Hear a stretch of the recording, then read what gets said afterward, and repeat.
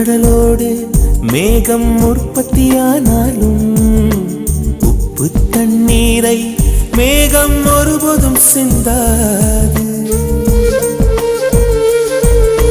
மலையில் விழுந்தாலும் சூரியன் மரித்து போவதில்லை. நிலவு கூலியூட்டி தன்னை நீட்டித்துக் கொள்கிறதே. மேகமாய் நானும் மாறேனோ, அதன் மேன்மை குணங்கள் காண்பேனோ.